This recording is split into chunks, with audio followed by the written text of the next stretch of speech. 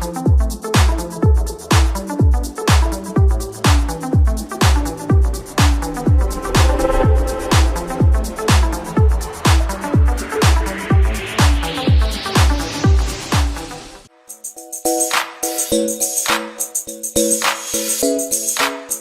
mitra bisnis. Kita ketemu lagi di wawancara buku Inspirasi 50 Pengusaha Sukses. Nah, hari ini saya akan mewawancara seorang pengusaha sukses di bidang energi listrik terbarukan dengan menggunakan tenaga mikro hydropower dan tenaga surya.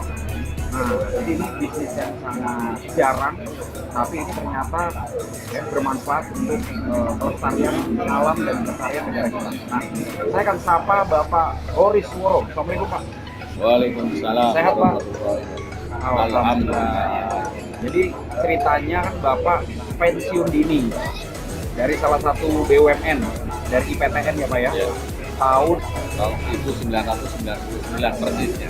99. Berarti Bapak bagaimana ceritanya dari yang tadinya bikin pesawat tiba-tiba kok bikin pembangkit listrik energi baru terbarukan?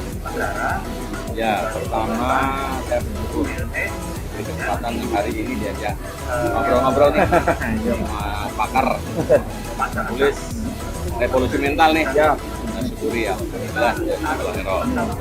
Kedua, kenapa saya pensiun dini PT PTN perjalanan hidup atau modal saya yang harus saya jalan. Pertimbangannya juga situasi dan kebatinan saya tidak cocok lagi di dalam Ya. akan memutuskan di usia 39 tahun saya pamit dengan baik karena ada SK pensiun dini. Kemudian resmi SK saya di bulan Juli tahun 1999. Saya memulai usaha di tahun 2000 bulan Januari, memulai usaha di bidang energi. Setelah berjalan sekian tahun, rupanya Allah memberi modal saya pilihannya pada energi baru terbarukan, yaitu berupa pembangkit listrik tenaga air skala mikrohidro. Yang kedua, pembangkit listrik tenaga surya yang relatif tersedia di Indonesia. Alasan kedua itulah yang membuat saya terjun ke dunia usaha di bidang energi baru. Nah, sudah kurang lebih 18 tahun berarti Pak. Bapak menjalani usaha pembangkit listrik mikro hydropower dan energi surya ya. Kira-kira Bapak sudah menghasilkan alat untuk dipasang di berapa titik nih? Alhamdulillah atas pertolongan Allah, kita sudah memasang dari mulai Aceh sampai Papua, mulai dari Aceh sampai Lampung. Iya.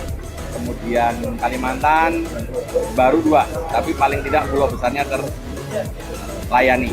Sulawesi sudah beberapa titik, Maluku, Papua maupun Papua Barat. Baik. Totalnya sekitar 100 unit. 100 unit. Ya, tapi saya perkirakan ada 2 klasifikasi pekerjaan. Klasifikasi pertama adalah di bidang komersil, kedua bidang sosial. Kemudian yang paling fenomenal itu adalah di Pondok Pesantren Wali Barokah Kediri. Kita memasang di atap gedung Wali Barokah, kapasitasnya 1 juta watt peak. Nah, ini segmen Bapak ini apakah harus perusahaan besar, apakah harus industri, pabrik, atau mungkin bisa rumah tangga yang ingin mengenal tenaga surya atau tenaga mikro itu bagaimana Pak? Terima kasih bahwa segmentasi yang kami sasar adalah pertama, semua usaha yang non APBN. Dan yang kedua, untuk PLTS saya belum menyasar rumah tangga.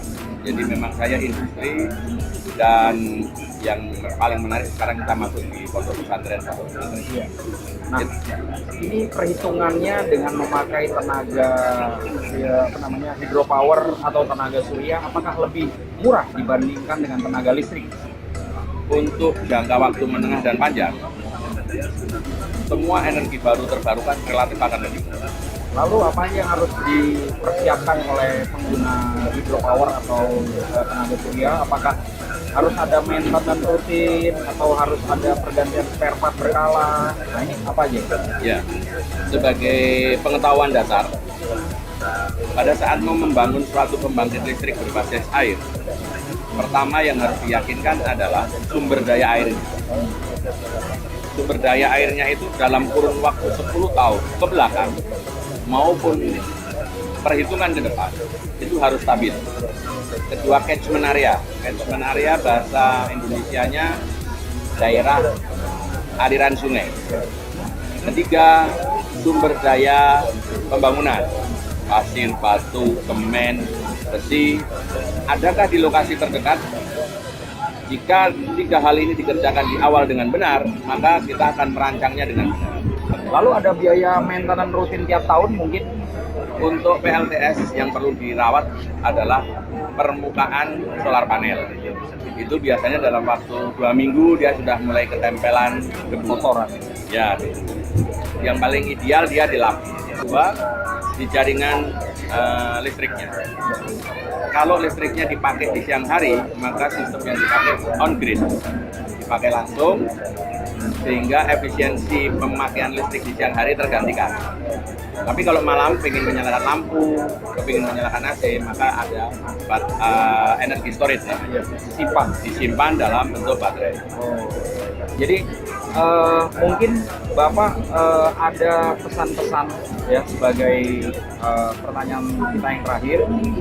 Mungkin Bapak bisa pesan-pesan kepada mitra bisnis yang saat ini mau pensiun atau saat ini sedang bingung mau kerja apa, mau bisnis apa di usia yang mungkin sudah tidak muda lagi, entah dari background PNS, swasta, BUMN. Mungkin Bapak bisa membeberkan rahasia kesuksesan Bapak, tips-tipsnya apa aja sih sehingga bisa pensiun dengan percaya diri. Bahkan Bapak pensiun usia 39 tahun. Nah, kadang-kadang kalau nggak percaya diri udah 60 tahun masih belum siap pensiun, Pak. Silakan Pak, monggo dibagi rahasianya. Pertama, sebagai orang iman, kita wajib bersyukur kepada Allah, diberi kesempatan sehat. Kedua, diberi kesempatan untuk ibadah yang lancar. Yang ketiga, diberi kesempatan berusaha sesuai dengan bidang usaha yang disukai. Wabil khusus saya berada di bidang energi, maka bagi sahabat-sahabat, saudara-saudara saya yang ingin berusaha di bidang energi, sekaranglah saatnya. Karena sebagai informasi, Indonesia sudah menandatangani yang namanya Paris Agreement. Paris Agreement adalah suatu perjanjian internasional yang mengharuskan Indonesia di tahun 2024 minimal 26% basis energinya adalah energi baru terbarukan. Maka waktunya tinggal 5 tahun. Oleh karena itu, saatnya apabila ingin berusaha di bidang energi, khususnya energi baru terbarukan, sekarang saatnya. Setelah yang ketiga ini diyakini bisnisnya, yang keempat tawakal kepada Allah. Sholat hajat, istiqoroh, insya Allah lancar. Wah, luar biasa. Jadi peluang bisnisnya ini sedang di depan mata. Target 5 tahun lagi Indonesia harus 24%. Saat ini baru 6%. Baru 6%. Baru Berarti 6%. Pangsa pasarnya masih sangat besar. Luar biasa. Luar biasa. Setara dengan 400 sampai 500 triliun. Wah, luar biasa. Apa? Itu uang semua tuh Pak, segitu. Termasuk uang semua. Uang semua ya, luar biasa mitra bisnis. Jadi nggak ada salahnya Anda belajar dari ahlinya Pak Horisworo ya, sebagai pakar mikro hidropower dan juga pelaku usaha yang siap berbagi, siap bekerja sama dengan mitra bisnis di seluruh Indonesia yang menyaksikan video ini. Kalau Anda ingin tahu sepak terjang Pak Horisworo secara lebih jelas, jangan lupa nanti bisa baca di buku Inspirasi 50 Pengusaha Sukses. Sampai jumpa. Wassalamualaikum warahmatullahi wabarakatuh. Waalaikumsalam Terima kasih Pak. warahmatullahi Salam belajar wabarakatuh. Pak. Amin.